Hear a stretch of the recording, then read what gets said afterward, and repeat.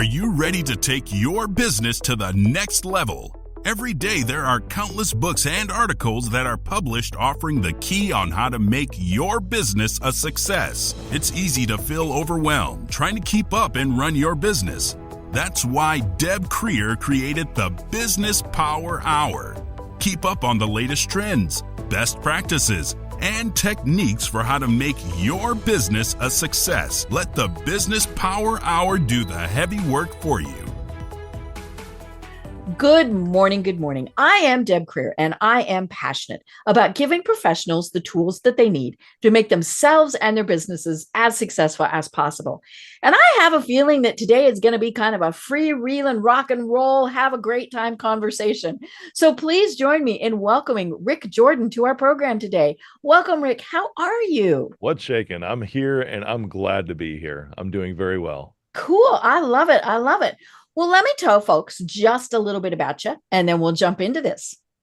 So Rick Jordan is a magnetic force and unyielding CEO who clawed his way to the top through relentless determination and hard-earned wisdom. Rick is a sought-after personality appearing constantly on nationwide networks like CBS, Fox, NewsNation, Cheddar, and more. He is a badass keynote speaker that ignites inspiration on stages at VeeCon, NASDAQ, Harvard Clubs, Mercedes, and West Point Military Academy. Rick founded ReachOut and took it from a startup to a public company without any influence from outside money from private equity. He works with an OG shark, consults with the White House, and hosts his top podcast, All In with Rick Jordan. So again, Rick, welcome. It is good to be here. You know, a lot of times I don't really take part in writing those bios. I have my team do it, and it's pretty cool how they put that together. And I know we're going to talk today a lot about kind of the journey and everything. And I like that a lot of that's in there. That's exciting. Right. Well, speaking of the journey, I always like to ask my guests how it is that they got to where they are today. So for at least now, how did you decide that this is your passion in life? I continuously try to reevaluate my passion, you know, to make sure that I'm in alignment really with what I think that it is, you know. And I started to think about this the other day because I was actually seeing, of all things, Deadpool and Wolverine, right? Amazing #1 movie. Yeah, and just Hugh Jackman. Oh my, yeah, you're in for him. Yeah, but that's great. I don't know if you've seen it yet, but he does go shirtless for one scene. Yep, you'll love that. It was a funny joke actually in the movie. He's like, yeah, he's let himself go since the divorce, but then his shirt ripped off towards the end of the film, and it's like, whoa, yep, you still got it, brother. You still got it. Kind of inspired me. You know, I'm pretty fit as it is, and I'm like, maybe I could just take it a step further. We'll have to see that. Yeah. But I mean, even that comment there in the story of the movie brings me back to kind of childhood, because I was never really taught much about fitness, about health, about much growing up, you know. And even when it's like my passion I've discovered, you know, has been to find chaos and then correct it. You know, and even with or things that are just, you know, maybe even too perfect, because I also believe that perfectionism as a whole is actually a form of chaos. Right. And it's boring. It is. Absolutely it is. You know, because perfectionism is very much chaotic in the fact that it lets nothing else allow it to grow. You know, so I take a look at that. And when I was 7 years old, the movie Twisters came out, you know, the sequel just a couple weeks ago too. When I was 7 years old, there was something about weather that I just really, really enjoyed. And I started reading books on my own about tornadoes. And when I started looking at that, it's like I was drawn to something that was just almost incomprehensible. You know, because even to that note, it's like science these days, even though we know a lot about weather and all of that, which, by the way, years later, I became an advanced trained and certified weather spotter for the National Weather Service. I still am right now. I can fall in the back door. Yeah, it never became a career, but I've taken my kids chasing, which is fun, and that kind of alleviated their fears of tornadoes and storms, bringing them close up. But then throughout that and going through high school, you know, music was something that was always just like, hey, how do I bring a band together? What's the chaos in this, you know? And a lot of chaos was really like garage bands. You know, I'd see it's like, how do you tighten up? How do you tighten up your sound? And I learned to do that. But then also my first career choice really was to be a cop. Ah. And I'm like, this is kind of interesting. Even though I Mm-hmm. started in technology, like I Mm-hmm. built the first computer, a family friend helped me Mm-hmm. when I was just 10 years old. Mm-hmm. Going through my teenage years, I'm like, I really want to be a police officer. Mm-hmm. And there, obviously, I mean, you can see things to where it's like bringing kind of order to chaos, Mm-hmm. going out there and Mm-hmm. like literally, what does a policeman on patrol do? Right. They Right? are They're bringing looking. order to chaos. Mm-hmm. Exactly. They're Mm-hmm. actually out there hunting for the Mm-hmm. chaos. Right. I Mm-hmm. recognize this is literally an Mm-hmm. epiphany, maybe just a month ago that I Mm-hmm. had when I started tying all this stuff together. Mm-hmm. As an officer, you're out there looking for the chaos Mm-hmm. in order to help bring order to it, to Right. find those defined edges and get Mm-hmm. things back in Mm-hmm. alignments. And then I was going to join the Marines. I was actually declined from joining the Marines Mm. by the recruiter because I had a medical history of Mm. asthma. Mm. And of Yeah. course, I got into technology. I was working at Radio Shack, Mm-hmm. even McDonald's. McDonald's was always amazing to me. Mm-hmm. Even only being there for 2 years, I saw it when I was 15 and 16 years old. I started working when I was a little young. I got a work Mm-hmm. permits, just because I'm like, well, school's kind of boring. This Mm-hmm. sucks. What else can I do? How about I go Mm-hmm. out there and make some money? Mm-hmm. But it was so intriguing to me with McDonald's because it taught me a lot about business, really, as far as scaling Mm-hmm. goes, a lot about operations. And if you Right. haven't seen it, I just watched it about a year ago, Mm-hmm. but it's the movie with Michael Keaton, the Mm-hmm. founder. Mm-hmm. It's about the McDonald's The story. Crocs. Yeah. Mm-hmm. Exactly. Mm-hmm. Yep. And being able to see how he was able to, tie things back to, geez, what is it, 30 years ago now?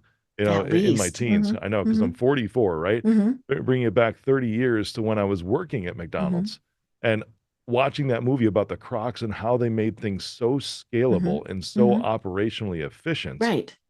to where it was replicable. Mm-hmm. They could just carbon copy stamp this Mm-hmm. thing all over the Yeah. place and it would This be Big Mac successful. was like this Big Mac was like this Big Mac. Yeah, you got it. Absolutely. So it's interesting to me because some of my team members will always be like, "Oh, we're always trying to find new stuff and do new things." It's like we're always trying to evolve and improve. Mm-hmm.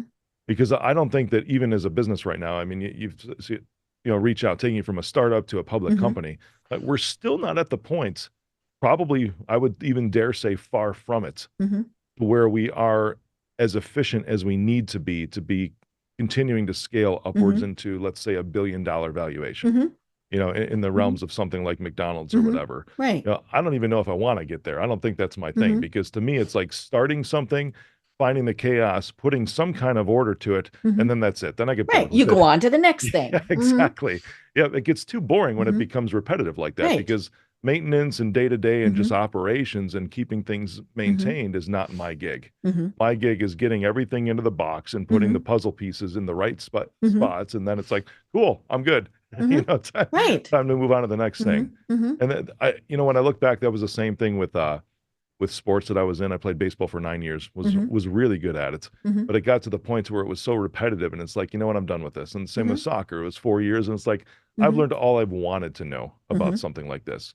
And even consuming books, Mm-hmm. when I take a look at this, it's like I need to learn just enough for me to know that I've consumed enough and Mm-hmm. retained enough information Mm-hmm. about a particular subject in Mm-hmm. regards to how much I actually want to learn about it. Right. Mm-hmm. That's it, and that's Mm-hmm. the defining moment when I Mm-hmm. get to the point to where it's like, okay, that's all I wanted to know about this. Mm-hmm. Then I'm done. Then Right. I move on to something Mm-hmm. else again. Mm-hmm. Some people will say that I don't actually finish, things, but I like to reframe them and be like, Mm-hmm. I get it to a point. The finish line, Mm-hmm. I think, to you might be different than the finish line to Right. me. Mm-hmm. Yeah. The finish line to you might be, okay, I figured out the plot to the book.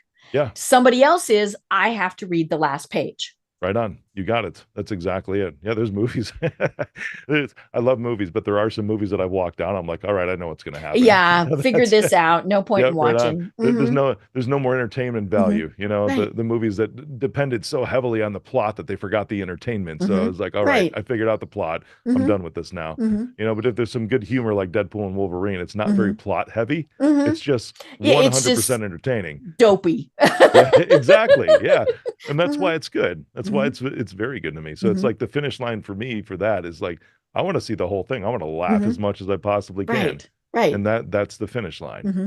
But it's been an intriguing journey over the last Mm-hmm. 30 years or so, really 40 years, Mm-hmm. going from, wanting to be a tornado chaser when I was just 7 years old Mm-hmm. to being a police cadet and working at McDonald's in my teens, Mm-hmm. then to Radio Shack. Mm-hmm. After that, I was at Radio Shack for only 2 years, but I tell you, they taught me so much about business. It was another epiphany I had just this year. You know, because doing acquisitions, it's a primary mode of growth for my public Right. company, for my AI and cybersecurity company. And I do a lot of evaluation of financial statements, profit and loss, balance sheets, cash flow statements, you know, to determine the health of a company and if it fits in, what the valuation is, how much I should pay for it, you know, what the structure of the deal should be. Radio Shack, when I was just 17 years old, threw me in the management training program, you know, because they saw me as a promising young buck. Right. What they taught was how to read financial statements. Huh. Because when they gave you a store, which they did, it was just a couple of days after I turned 18. They had to wait until I was 18 to Legally, give me you my had to get that. exactly. Yep. Just a couple of days after, I still remember the phone call from the district manager to this day. I can still hear his voice in my head because I said, "Hey, Rick, Steve's on the phone for you." His name was Steve. I'm like, "All right." I was an assistant manager at one of the stores. I go back and I pick up the phone. I'm like, "What's up, Steve?" And his response was just simply this: "Are you ready?" Like, And yes, you, of course, yes, said, yep, yeah, exactly. I knew exactly what the phone call was when he asked that question. But when they gave you a store, and they gave me a store doing a little over $1 million a year in revenue, you know, so 18 years old, they handed me this business. And when I say hand me the business, you know, they were not structured like a typical franchise or large chain store. They entrusted their managers with quite literally the profitability of the store. Right. You were able to make a lot of the decisions. Exactly. Down to payroll budgeting, inventory levels, pricing, you know, pretty much everything, almost every line item on that list of the P&L, you know, even down to renegotiating the lease. You could be involved with that if it was, you know, a lease space within a mall or within a strip mall.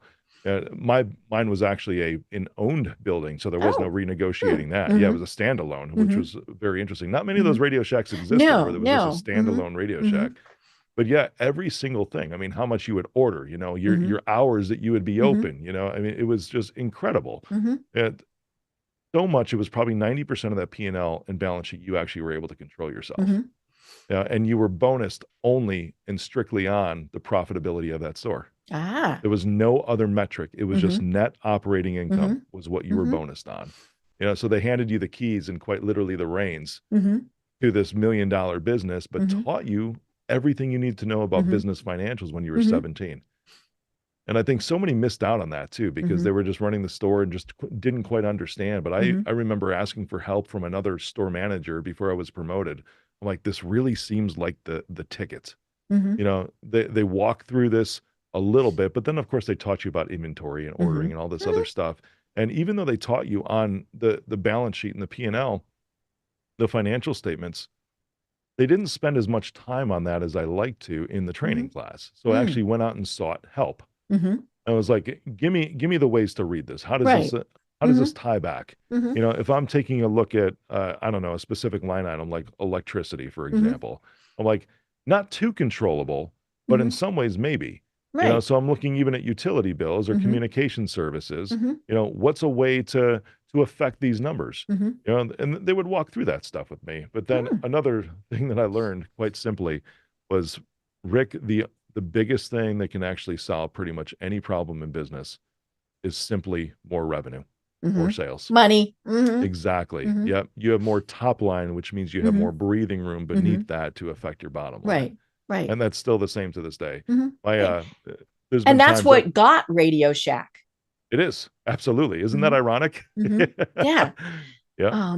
You know, and I don't know. I mean, obviously times changed, but and you know, maybe they're kind of like, you know, Kodak and Blockbuster and those where they didn't go, there's this thing called the internet. Yeah. They you know, tried a little bit. And yeah. I don't know where they got off base with this, because I remember I was still there and they brought, of course, Sprint, we all know of, right? Sprint was a major cellular provider, major wireless provider.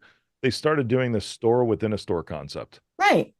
They brought Sprint. It was they reserved, I think it was about 10 feet of space on a wall, which was pretty large and had a canopy, and it was literally a Sprint store within Radio Shacks across the country. So they tried to continue going with the times, but to your point, there wasn't much of a shift after that, you know, because that was maybe like 2001, which the internet was just being hyped at that point. I mean, it was starting to really explode, you know, and they didn't really catch on to that too much. Just like Blockbuster, you mentioned Blockbuster, they didn't really catch on to the streaming platforms. Right. But people are going to do this forever. Well, and I think, one of the things with Radio Shack, and this happens obviously with a lot of businesses, is they think people are still going to run in and buy one or two things. Yeah. And the problem is when Amazon can deliver it in 4 hours. Yeah. Now, even if it costs more, I didn't have to put shoes on. I didn't have to get in my car. I didn't, and I went, oh, look, I need this and this and this too. And I think that's really where a lot of businesses didn't catch on, unless they are the size of a Walmart, or something like that. And even at that, I mean, they do a tremendous amount of business online also. Yeah, absolutely they do. And Walmart's trying to take on Amazon, and we'll see what shakes down with that. It's interesting because you look at that and you look at business, and Walmart has this they've always had this absolutely incredible distribution network. Yep. You start to analyze them, and then Amazon suddenly shows up in town, and quite literally all over town. They're in a lot of places, actually, even around here, there are more Amazon distribution centers than there are Walmart stores. Interesting. Yeah, it's so intriguing because you can go maybe 10 minutes in any direction, and there's literally 4 distribution centers around here. I remember seeing this a couple of years ago, to your point, and this part intrigues me too. It's like, how did Bezos go from where he was? And I think the garage, literally. Exactly. Yep, selling books, right? And I remember why he chose books. I read about this one time because he picked something that was diverse enough to appeal to literally everybody because of all the different categories, and something that was and easy to box, easy to ship. Stuff didn't break. I mean, all sorts of stuff. Right on. So it's interesting to see all of these things pop up. And to your points, and this is still something that intrigues me. It's like that is bringing order to the chaos of a lot of that. And the chaotic part was what you were saying. It's like chaos can actually be almost like a moving target. So someone having to go to a store to do that, what kind of chaos does that bring to your day? Yeah. I used to say for the longest time, it's like, you know what? We have virtual, just in the past few years, we have virtual doctor visits, and it's even a benefit that we offer all of our employees, outside of regular medical insurance. We have an add-on program that gives an unlimited, for their families, their dependents, unlimited virtual doctor visits. And years isn't like 3 or 4, I was saying, it's like the only part that's missing, to your point about having to go to a Radio Shack or go to a Walmart to get something. When you're sick, the last thing you want to do is get your ass out of bed and go to the doctor. Or worse, be sitting next to that person who's going, right? Yep, exactly. Yep. Right. I wasn't, not getting too political, but I wasn't really one for masks or anything like that. But I tell you, it's like when I sit next to somebody who's hacking. It's like, and I don't care. Like cover your mouth a little. I think one of the worst ones, this was, a while ago. I'm sitting in the doctor's office and I had an appointment. It wasn't an urgent care or anything. And I look at the kid who's not too far from me. And I didn't say anything, but I get up and I go to the counter and I said, "Excuse me, any chance that kid has chicken pox?" And they said, "Yes." I said, "I've never had chicken pox." And they're like, whoop. But and obviously there are times where you have to be in person. There is, for sure. But that chaos that Bezos fixed was that going to the store, that disruption of somebody's life. Right. Now with 4 distribution centers around me, I can get things delivered same day. There have been times, I kid you not, I have ordered something on Amazon, and even though it'll say 5 to 10 p.m. at night, and it's like 8 o'clock in the morning, 45 minutes later. Right on the door. Well, just yesterday, I needed to go out and do some stuff. And so I went to the Walmart that's 5 minutes away. It's not the Walmart I normally go to because it's smaller. And I walked in and went, because they're redoing it. So everything was, I couldn't figure out where stuff was when I finally got to, and I was looking for one thing, just one thing. Yeah. And of course it wasn't on the shelf because they were rearranging it. And so I was annoyed. And then then I left. They didn't have what I wanted. So I left. And then I had to go to the UPS store and ship something and all this stuff. And I thought, I wanted to stay home. Yeah, you got it. And I could have, and it would have taken me 20 minutes at the most to have done that, as opposed to over an hour in the Atlanta sun. And I didn't have to put shoes on. it's very rare you'll see me go to a Walmart or a Target for that matter these days. A little secret. The only reason I really go is if I'm driving by one, I'm like, I wonder, and I will go in just to people watch. Ah. You know, I will, I'll go into, I won't buy anything. I'll go into a Walmart. I can't Mhm. remember the last time I bought something from Walmart, but it was probably a couple of months ago was the last time I stepped foot in a Walmart, and still not buying anything, but I'm just Right. walking around, just kind of observing people and the types of people that shop at Mhm. Walmart typically, you know, and Mhm. you can tell the regulars. Right. And to your point, they are so freaking stressed, Mhm. you Mhm. know, because they've had to go there and Mhm. deal with all these other people, you Right. know, and it's a it's just a time suck. And Mhm. so Mhm. coming back to like the chaos, like that's literally witnessing chaos. Mhm. So Right. there's me being attracted to chaos again, but Mhm. it's like, thank And God Jeff studying it, Bezos. yeah. Yeah, exactly. Mhm. Thank God Jeff Bezos fixed a Mhm. lot of that for Right. us. Yeah. You know, and it's funny because of course COVID just totally threw a whole bunch of stuff. And now it's going to be interesting because we're going back. You know, I don't mind checking my own stuff. I'm Yeah. perfectly fine with doing that as long as everything works. Yeah. The second it does it, I get and I mean the same thing could not work going through, you know, with a cashier. But at the same point, it's like, no, because then when I have to call somebody, I have to say this green pepper didn't scan, and they look at me like I'm an idiot. You know, and you know, I love the cartoons around Christmas that say, when do we get our Christmas party, you Oh know? yeah. Yep. um but yeah, it's and my understanding is there, especially like Target, you know, or it's going to be 10 items and less, and if you have to Yep. go through more, then and I'm Yep. cool with Exactly. and part of that, I like talking to them again. You know, I like, how's your day? You Same. know, all Same. of those things are supposed to beep, beep. Oh crap! It beeped too many times. You know, Oh yeah. It was about a year into COVID and the mhm, pandemic, and my youngest son, who's 14 now, so he mhm, would have been 10, 11, mhm, something like mhm, that. You know, he's a riot anyways. All of my kids are awesome. Some of the phrases that come out of his mouth are hilarious. Like I looked at mhm. him the other day and I see his sunglasses. I'm like, hey, your sunglasses are pretty. And he comes back, he's only 14, and he comes Uh-huh. back and he goes, like a good pretty or like an Elton John pretty? Good And he's only for him. 14. I know Mhm, exactly. He's so mhm, witty. mhm, But you know, it was funny hearing him as he was growing up. But mhm, during like the first year of COVID, he mhm, started to say, he's like, you know what, Dad? I think I'm an introvert. mhm, And I'm staring at him like, mhm. dude, I've known you for 10 years. There's never Yeah, this is for not a 10 years. surprise, kid. Yeah, exactly. It's Mhm, like I don't know what you're saying mhm, with this, but I was mhm, like, there's no way you are. He's like, yeah, I'm an introvert mhm, because mhm, he'll talk to anybody for real. mhm, Yeah, mhm, but then started to be, and I think it was at Target, and same thing. You know, as soon as everything lifted, stores were mhm, open back up and mhm, everything, and then he's in there and he starts talking, you know, as an 11-year-old to the mhm. cashier. Yeah, and then walking out of the store, he goes, you know what? I actually think I'm an extrovert. I'm like, You went, yeah. yeah, Mhm, mhm, exactly. I'm glad you mhm. came back around. You Right. know, but Mhm, it was interesting because I mean that created chaos mhm, in a whole, you know. So mhm, studying it, you know, and this topic just came up the other day with my kids. They were asking something about the virus, and I'm like, you know, well, mhm, you know, that was like created in a lab, right? mhm. And they're like, no, I thought that was a myth that And was it was the debunked. 19th version. There's a Yeah, reason it was exactly. COVID-19. Yep, right on. Mhm, They're like, "I thought that was a myth or something." Of course, mhm, it's a year of politics, right? I'm like, mhm, "No, like, look at this." I mean, there mhm. was even a recent press release, I think from Right. March, Mhm, from the FBI, mhm, you know, it's like right on the mhm, government side, it's like it was the majority of our mhm, intelligence agencies said, "Yeah, mhm. this was the Right. case. It came from there." Mhm, You know, and they're like, "Wow, that's incredible." And then, so mhm, then, of course, we talked about the messaging, you know, mhm, that was back then. It was interesting going through all that. mhm. But I'm happy, you know, I don't know how we got on this topic, but Yeah. I'm We were happy talking that about Radio Shack, and I look know, where we right? went. Yeah. But I'm happy that I got to see that Mhm, chaos, you know, mhm, and go through that because I filmed a mhm, documentary, Liberty Lockdown, mhm, during the pandemic. mhm, You know, and it was laid out really, really well. It was mhm, not politically charged mhm, whatsoever. It was just about, you know, almost like a human perspective, kind of like mhm. common sense, you know. Right.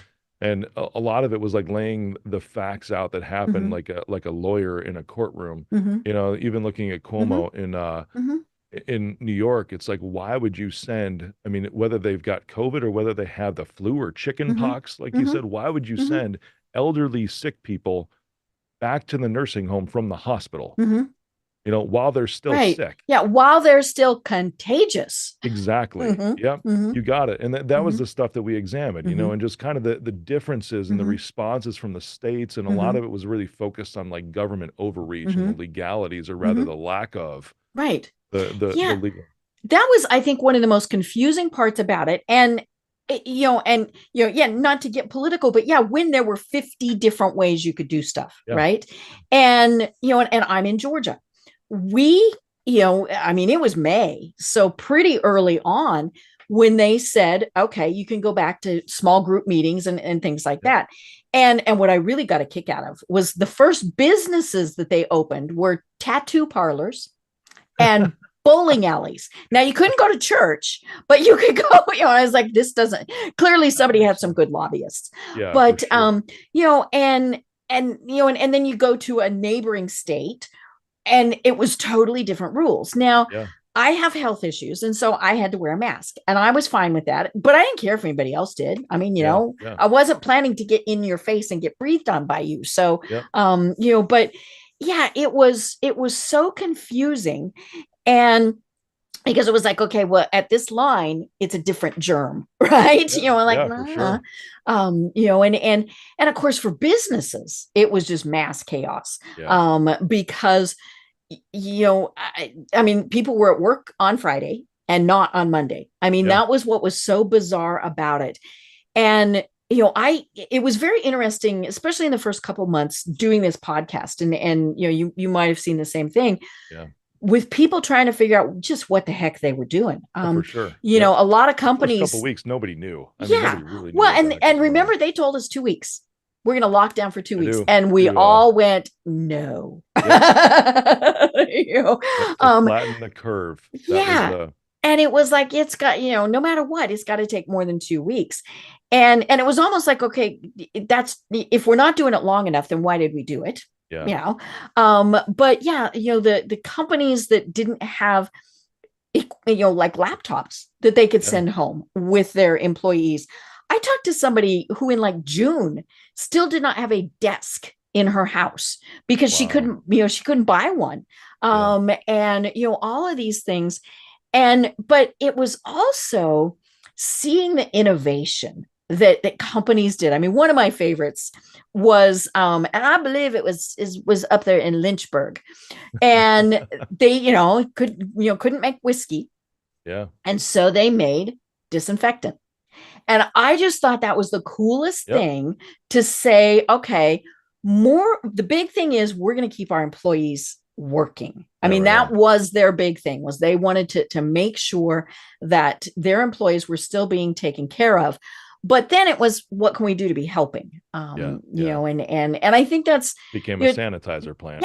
Oh yeah. And it's, I mean, we're still in this process of figuring out hybrid, not hybrid, all of these various things. And I love how the truth comes out after the fact, because before it was like, oh no, the virus was never created in a lab. And then all of a sudden it was created in a lab, and it doesn't matter where, it just was, right? Exactly. And people used to say, oh, more employees are more productive when they're remote. And now it's like everybody has these return to office mandates because they're finding out that people are working 3 jobs and they're not as productive. And of course the poor micromanagers, their little heads just exploded, right?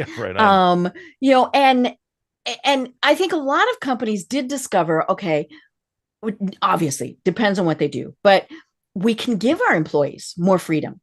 They don't have to be in the office, or maybe they're in the office 2 days a week or whatever. But I think one of the biggest things, and I still hear companies that don't get, now I've home officed for 30 years. The social aspects, I think, were one of the biggest things. The people standing around the coffee maker saying, what'd you watch on TV last night? How about them Olympics? Right. And, and that camaraderie, I think, was a big thing that we lost a lot of. We sure did. I would agree with that. We took our kids a lot, because I mean, living in Chicago, because Illinois, New York, California, the 3 most extreme states when it came to the draconian lockdowns. Right. Yeah, so there was a lot of times where we would escape to Florida, which of course was probably one of the three loosest Right. states. And considering Yeah. it's got a whole bunch of old people down there, Yeah. but Yeah, there's that fact too. But when we would go there, I mean, we would stay in hotels. We Mhm. would stay in really just around people and Mhm. socialize with a lot. I mean, I Mhm. would work during the day, but then we'd have Mhm. annual passes to like Universal Studios and go Mhm. there at night. It was probably at least twice a month for a year that we Mhm. would go down there. And that's also because it became uber affordable Mhm. too. And Right. just to get out of this Mhm. lockdown Mhm. Mhm. mentality, I remember plane tickets being $29 for one Right. way, Yeah. and Mhm. I And you to were like one of 10 people on the yeah, plane. exactly. Yeah. Mhm. So I'd go to my son, for example. It's like, well, there's this restaurant we really, really love. It's Mhm. called the Toothsome Chocolate Emporium. It's at City Walk at Universal Mhm. Orlando. I still love it.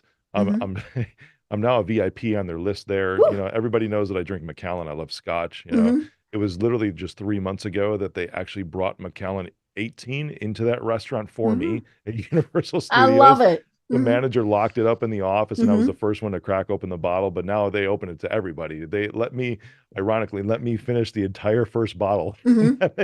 They gave it to the Mhm. rest of the The restaurant seal at the of time. approval. Mhm. Exactly, yep.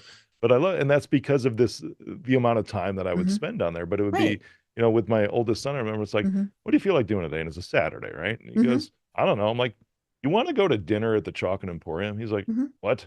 That's in Florida." I'm like, "I know. I'll Mhm. just book a ticket." Literally, Mhm. dude, it's like $60 round Mhm. trip. We Mhm. could just go there Right. for the night, Yeah. come back tomorrow. Mhm. Why not? We could go Mhm. there for dinner. We Mhm. could just fly to Mhm. Florida for dinner. It's like, "Are you serious?" And Mhm. and he might have been 12, 13 years old, Mhm. something like that, just mind blown that that Mhm. was even a possibility. Mhm. But then the same son is also the one who flew with me on the first leg of filming that documentary, Mm. to San Francisco Mhm. and Salt Lake City Mhm. and in Virginia. But having him be able to stand with me in the middle of the city in San Francisco Mhm. with zero noise, with I not a know. human in sight. Driving in Atlanta when you were the only person on the road, it was Yeah. scary. Yeah. Total zombie Mhm. apocalypse. But I Mhm. was grateful that my kids were that age and they're Mhm. going to remember this as Mhm. well, that they were Right. involved and I was able to do something like Mhm. that. So, I mean, I know we've got listeners all over the world, Mhm. but one of the biggest things on parenting that I can never give everybody is Mhm. allow your kids to experience a Mhm. lot. Mhm. We weren't made in this life to just, go to work, pay bills, and Mhm. die. Right. There's so much more that we can Mhm. expose our kids to. I mean, Mhm. I understand that not everybody will make a documentary. Mhm. I get that. But there's so many little things that Mhm. you could do, just Mhm. spur of the moment that you can find. Like it's Mhm. like look for those Yeah. opportunities. So where there's like Go a for a $29 walk plane in the ticket. park. Exactly. Mhm. Exactly. Mhm. Proximity is a big thing Mhm. for myself Mhm. and my kids too. Mhm. You know, I've had questions before. It's like, man, you're so busy. You're the CEO of a public company. Mhm. You had a startup. You've got a podcast. You build a Mhm. personal brand. Look, you're on TV all the Mhm. time. How do you stay close to your kids? I'm like, proximity. It's the same thing I've done. Right. And that's the priority. Yeah, you got it. Mhm. The same thing I've done Mhm. since my twins were born, because my twins are the oldest. They're 17 now. Mhm. And looking at two of them sitting there, Mhm. I'd be like, you know what? I've got to go to the drugstore to pick up some deodorant. If it Mhm. was something like that, just look at Right. one of them and be like, all right, you're coming with me. And they Yeah. were 2 months old, Yeah. so it's like just Mhm. having time Mhm. around them, Mhm. all the way from when they were 2 months old, just taking Mhm. them on little menial things. And I'm telling you, Right. I can't tell these stories enough because Mhm.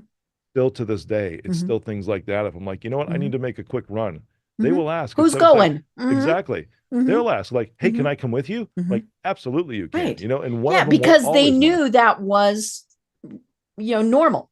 You got it. The Mhm. the the 5-minute conversations Mhm. in the cars Mhm. are seriously the things that I will Mhm. cherish for my entire Mhm. life. Right. Yeah. Ye and, putting the phones down, talking, Yeah. what's going on in school today, or, you were homeschooling maybe, but yeah, it was, and it's so funny. I had this same conversation with somebody Yeah. earlier today about recess and, Oh, and the importance of recess. And I said, it's so important to get fresh air and sunshine, right? yeah. Yeah. But more importantly, the what you learned during recess. You played games, you did, teamwork. Now I went to school at an elevation of over 8,000 feet in Colorado. Oh, wow. It was cold. I bet. So what? I don't ever, now it was long enough ago, so maybe I just don't remember, but I never remember them saying it's too cold to go out. You bundled up and you went out and you ran amok and you stayed warm and you came back in, right? But I also told the gentleman I was talking with this morning, I said, and you know what? We ate dirt. And we were pretty healthy kids because we ate dirt, right? You got it. I was out there exposing my kids to the world, to the whole virus during the pandemic. Yeah. Guess who doesn't get sick? No, I mean, I took 4 of the shots, and I got sicker each time, which was part of the issue. I got COVID twice, and I've had colds that were worse. Yeah. And 5 years ago, we would have said, I got a cold. Yeah. Right. But and I think that's part of just, not just the COVID thing, but when we are in these enclosed environments, whether it's an office, whether it's our home, whether we're not exposed to those germs. Yeah. And we need that. We got to get out and eat some more dirt. You got it. It doesn't allow your immune system to grow and function as it's supposed to continue to function that way. Well, and that's part of what I hated being in an office environment. One person coughed and you're like, uh-oh. Right? You knew because you couldn't open windows. I mean, and all of these things. And it was just, it was this petri dish. These people that are like, oh yeah, my kid, I've got a kid in daycare. Well, no, offices are just as bad. But very interesting. Yeah. It's been a good past couple of years. I mean, during the pandemic, the company has grown. That's what when I took a step and said, why pull back like so many other businesses are doing? Why don't I press forward? It was right around the same time that I was approached and said, hey, if you went public and got access to all this capital, what would you do with it? And I'm like, well, that's easy. I already have that planned out. I just never thought of the public markets route as the way to go. It was always private equity or something like that, which I love. It's kind of maybe it's a bit of a bragging right, but going public without any taking on funds from private equity, that was it was an interesting journey. I don't know if I would do it that way again. Even though, that's great. My bio says that. I don't know if I would do it that way again. I'm glad I did it that way this time, only because I was able to gain such an education going through the process and still am. However, I think there's probably ways to do it faster and cheaper. And that's what you learn typically when you go through something the first time versus the second time. So it's been a lot of interesting education over the past 5 years with that. And I like to say I'm still just getting started because it's it was the chaos, the old stuff for real. Like this happened in 2017 and 2018. I had built a great lifestyle business. Founded the company in 2010, and by 2017, I'm like, this is boring. Yeah, like you said, you'd been there, you'd done that. Yeah, I'm like, it's working great. It's providing a great income, but it's like, and I wasn't looking for a way to sabotage, like people say, self-sabotage. But like, you didn't have a challenge. Exactly.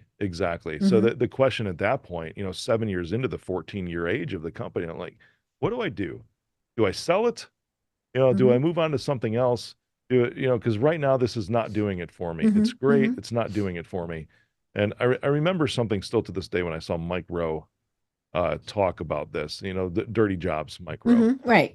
He was an opera singer actually in New York, but in between auditions, he actually would go and audition for QVC, or in between rehearsals, he auditioned for QVC, and he became one of the top selling QVC hosts, of all time, and just selling products and television.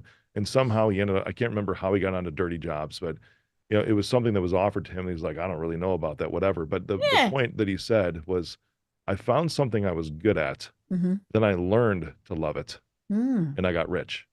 No, that's not bad. Exactly. So I was looking at this. It's like, I found something that I was good at, which was technology and business, and it really it didn't excite me like tornadoes did. It didn't excite me like being a police officer might have. It didn't really excite me even truly to like Radio Shack did, learn the educational process of that. So I'm sitting there looking around, I'm like, what do I do? How do I learn to love this?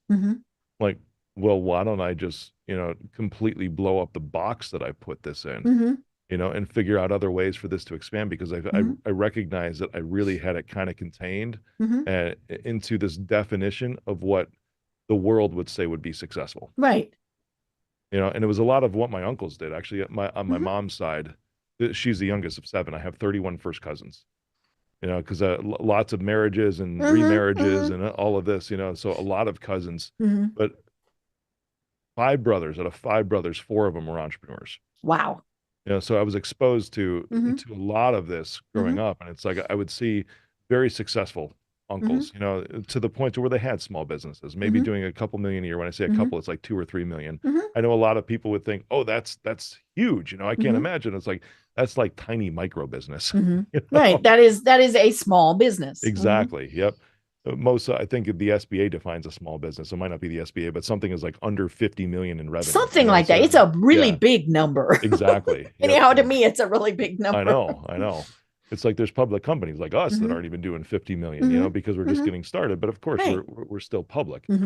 Then looking at them, it's like one had a golf shop, one had an inspection business, another one had a brokerage business for commodities, like literally oil trades and all that. I mean, it just such an eclectic group as well, of different industries. But then looking at them too, it's like, well, that's great. And they would be like, hey, Rick, you're doing really well. You're successful. That's awesome. And I'm looking at them, I'm like, why don't I feel successful?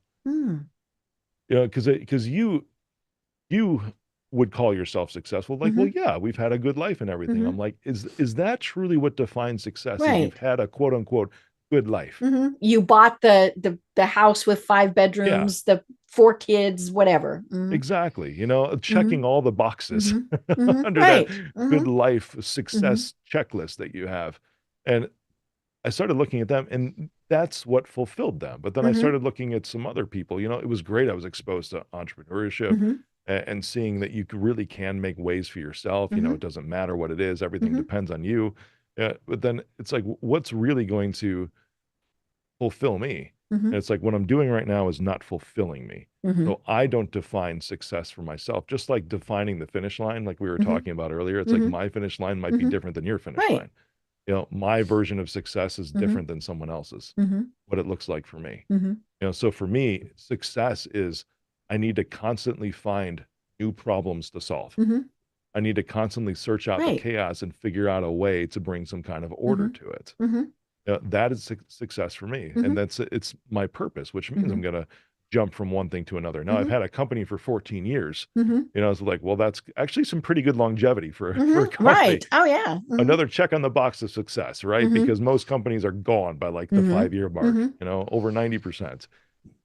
But I look at that, it's like there's been so many evolutions over the course of those 14 years and different things to focus on. Right. So it's a different company in many ways. It sure is. And even now we're looking at a different company because even in the cybersecurity industry, right. AI, and there's that little thing called AI. Yeah. Exactly. Everything's changed. So now we're looking at new ways. It's like, great. We've grown by acquisition. We will continue to grow by acquisition. We're placing heavy focus on our internal organic growth now.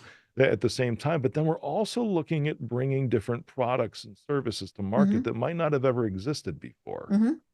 And it's because of a culmination of all of these things that I've been through in my life to where I've got this ability to see these things and be like, oh, these puzzle pieces could fit together. Right. Yeah. Big Mac was the Big Mac was the Big Mac. You got it. And that's actually a phenomenal analogy. It's a phenomenal analogy because there were different components, right? The same, and this is true of any restaurant. I actually heard last week that Disney World, I believe, uses the same 25 generalized ingredients for all the dishes at all the restaurants across the entire resort. I mean, it would make sense. It does, exactly. And to that point, like McDonald's, it's like you could use this patty to either make a cheeseburger, a double cheeseburger, a Big Mac, a McDouble. It's the same thing, the same cheese, and everything else. It's just mixing and matching these components. And that's what I see. Sometimes you can bring in a new component, try out a new sandwich, and see how that resonates with everybody. And to your point, it's like that's the evolution of the same company. It is a different company now than it was 14 years ago. It's a different company now than it was even 2 years ago. Oh, yeah. And different opportunities exist. That's how it doesn't get boring. Right. So I can still take what I have rather than having 7 years of before, and being like, oh, I checked all the boxes of a good life. This is what success is supposed to be. To where it's now like, let's find some new problems to Right. solve for people. Right. And I think, the big thing that you're saying, and so many people get caught up in this, is you have to define success for yourself. Yeah. Nobody else can say what it is, because, and I, I've talked about this every once in a while on the program, way back when we had our 10th year high school reunion. Now I had 32 in my graduating 32. class, 32, 16 boys, 16 girls. It was kind of funny. And so when we had our 10th year reunion, you give awards, right? Who came the furthest, yada, yada, yada. And the one person who was helping coordinate this, she says, well, we have to say who's the most successful. And even at, I would have been 28, I said, and how do you define that? Yeah, for real. and her only definition was money. And I said, okay, how do you know that? I mean, you're going to ask everybody on the little what's your annual income? Yeah. And I told her, I said, the person who's making the most, and I figured I pretty much knew who it was. I mean, there wasn't a lot of us, right? I also knew was probably the most unhappiest. Yeah. And the person who was the stay-at-home mom who had 4 kids going 18 different directions was probably the most successful. Just because we all had to define it differently. That's incredible. I remember my 20-year reunion, and it was this is also bringing the order to the chaos. It was planned by a couple individuals. Our class officers did not actually contribute whatsoever to the 20-year reunion. I didn't go to the 10-year, but the 20-year reunion, and it was going to be had at a karaoke bar. Yeah, and I thought, well, that's different. So thinking that there wasn't many people that were going to come in for it, it ended up being canceled 2 hours before the actual event. Oh no. Yeah, so you talk about like, what do you define as success and what truly makes you happy? In that moment, I stepped in. I'm like, well, this is ridiculous. Right. So I started a Facebook group, and I contacted the original. I'm like, you know what were some of your limitations? And then we're like, well, finances were, we couldn't actually do that because the class had spent all their money 10 years. Right. I was like, whatever. I'm like, no problem. I got this. And it was more like, well, what do you mean you're going to pay for it? I'm like, no, everybody who's coming is going to pay for it. Right. Yeah. If you look at this as like a business, I'm like, we could rent a hall and everything. It's like, sure, I will front the deposit, right. for this. But then everybody kicks in $25 or whatever. Exactly. Yeah. Over 200 people show up. Wow. When there was only maybe about 30 people that were going to this karaoke bar. Now my class was 932, and it was, this is, we're coming up on our 30 year now that I'm thinking about it. That's in a couple of years. I didn't do anything for the 25 year because to the same point, it's like, I already did that once. I figured it out. I don't think I'm the one that wants to throw another reunion for 900 person class. Yeah. But it was a great time. But now it's like, can somebody else please take this and run with it? Right. Well, and I see the people I want to see. Yeah, I have no desire to really see anybody else. I mean, that's kind of the funny thing. But I remember like at my 20-year reunion, again, small group, we had some who were grandparents. Now they would have been 38. Yeah. We also had a couple who were new parents. So, I mean, it was very weird kind of dichotomy thing. For sure. Yeah. That's interesting. I mean, okay, if I think of 38, and this is good conversation, right? At 38, my oldest kids, I should say, were 11, and my youngest would have been 8. I cannot imagine just starting I know. 38. I know. Diapers, ew. Exactly. The thing I always looked at this was, when will they all be 18? That was always like the defining moment. And I wanted to be under 50 when they were all turning 18. I mean, I succeeded on that, but that was my criteria for success as far as when to bring people in. Yeah.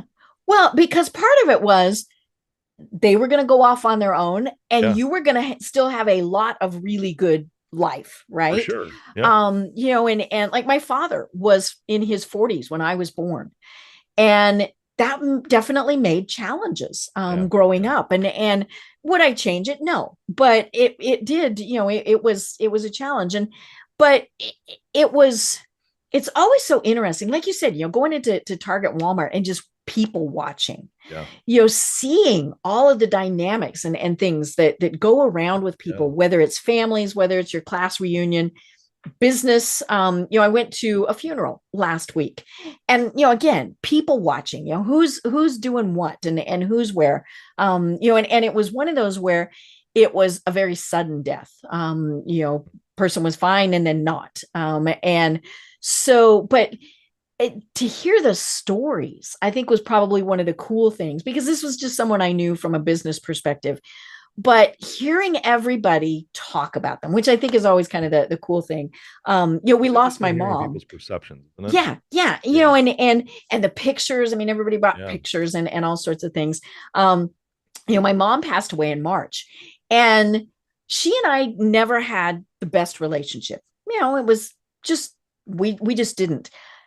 Other people thought the world of her, and hearing them talk about her made me feel so good. And it was just very interesting, and I didn't feel bad that she and we just had the relationship we had. But yeah, it was just very interesting. And I think, I mentioned I have health issues. And one of the things is that we don't put stuff off, that bucket list, let's move it up. Good point. What are you really waiting for? Yeah. If you're thinking, okay, I want to do an around the world cruise. Okay, well, start saving for it.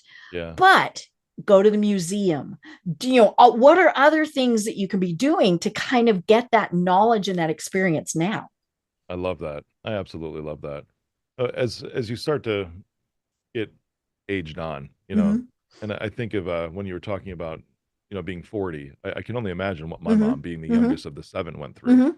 Right. Meaning from a child's perspective, because there was a 20-something year gap between her and her oldest brother. Right. And then they had me, my parents had me about 6 years into their marriage, but they still started at 27 and 30. And even when it was 30, I was like, ooh, that's like, that seemed a little late for me to start to have kids, because it was that 18-year-old thing. So that's where I stopped, was at 30, right. So my youngest is going to be 18 when I'm 48. I'm like, that's fantastic. I don't want to take away, though, from anybody else who might want to do something different in life. Right. And again, this is like defining what Make your own choices. You got it. Exactly. And I still, because I had twins first as well. People are like, oh, I'd love to have multiples, and I'm like, multiples are phenomenal. And I said, but what I don't have a reference to is having multiples as your second go at it. Right. Because I had twins first, and everyone's like, oh, how did you do it? I'm like, I just did. Yeah, it wasn't like you could say, I'm sorry, that one has to go back. Exactly. And then I know from my experience, when my youngest came, you'd like hear a thud from the other room, and you just listen for 2 seconds for a cry. It's like, oh, he's okay. And then it's, because you've already had the two. But I can only imagine what the flip flop of that is, having a single and then some multiples afterwards, They're both great. It's just not a way that I would prefer to do it. I'm glad all my kids are going to be 18 before I'm 50. But you know what? Some start over when they're 50 and have a new kid, and they're super happy. Like Grant Cardone. Yeah. Oh yeah. And from a business perspective too, it's, why are you putting stuff off? You want to, especially if you want to be an entrepreneur, right?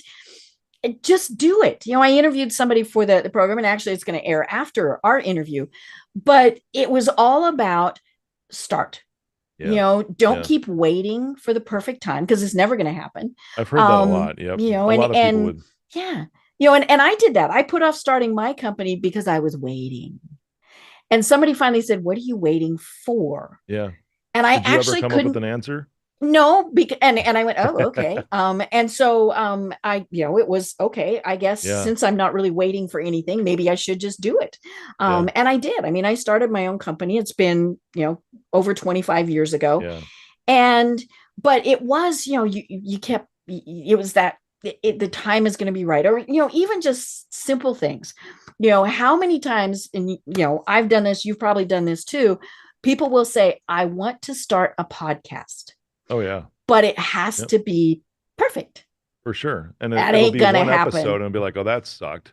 Oh, like I listened back to my first episode, because I mean, you're at 900 something now. I'm close to 500. I mean, that's a long ways, Right. from where we both started, but you listen back to some of them and some of them were okay.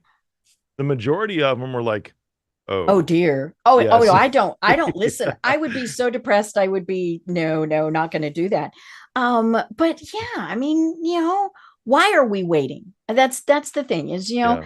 do we want our, and I say this often, do we want our headstones to say, I wish I would have? Yeah. Wow. That's And powerful right there. yeah, and Yeah. and it's just something where, maybe it doesn't work. Okay. Yeah.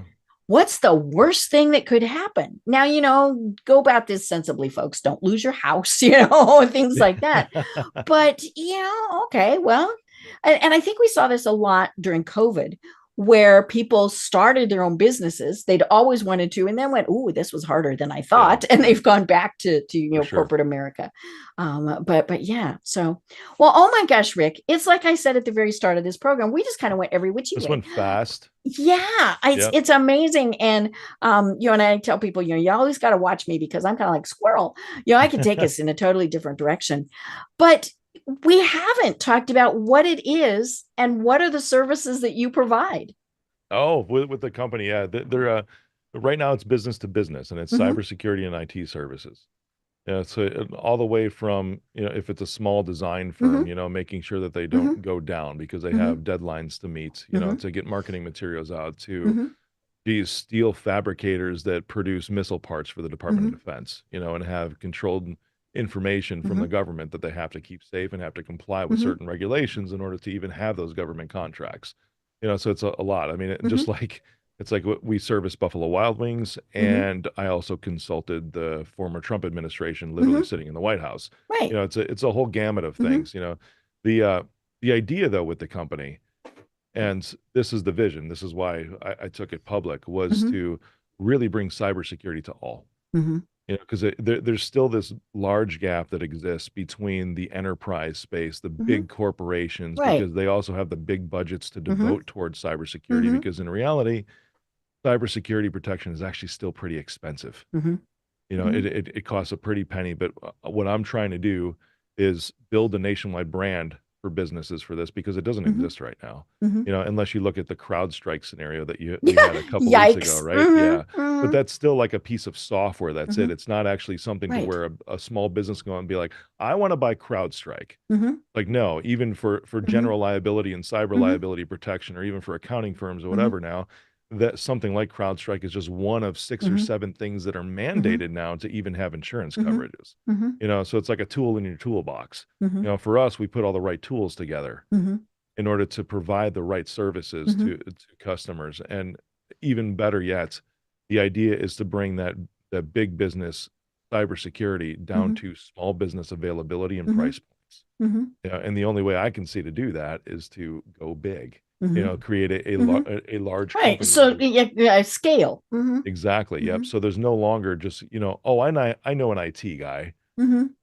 What about a company that actually specializes in this, that is completely trending with everything that's going on right now, that is just always a phone call away or a text message away to be able to be like, oh, I've heard them. It's like the Verizon or the T-Mobile of small business cybersecurity.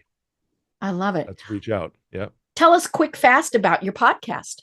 Oh, my show. I'm so grateful in this. I found out probably about a year ago that it became top 2% in the world, in global rankings. And it's just been incredible to see it. We've never promoted it. It's about going all in. It's about health, wealth, and relationships, and going all in all of those. Wealth, of course, would be attributed to business as well.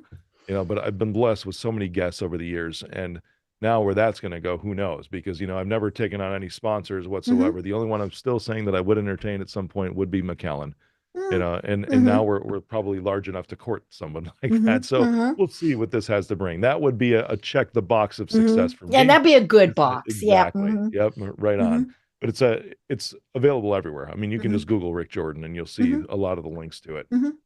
Perfect. I love it. And if somebody wants to reach out to you? Yep. DM me. I'm always in my DMs. Okay. Instagram, LinkedIn, Mr. Rick Jordan. Perfect. I love it. I love it. Thank you. Well, Oh gosh, we just scratched the surface. We didn't talk about cybersecurity. We didn't talk about AI. No, not at all. And of course, what we talk about today would be different tomorrow. And holy schmoly, the government sued Google and won, right? For antitrust, Yeah, and we'll see what that does to Apple. That's going to be interesting. Mm-hmm. Well, and it's funny because I saw somebody on Facebook. They said Google's done for. I thought Google's not done for. No way. Aside from anything else, this is going to go into appeals for however long, right? For sure. But it's interesting times, and I love AI. I just kind of am on the edges. I play with it and I have fun. It's a lot of fun. It's a lot of fun. And I love seeing, because anybody who thinks we shouldn't do this, well, too late. I'm sorry. And I've been in a world where we've had it for a long time and people just didn't know.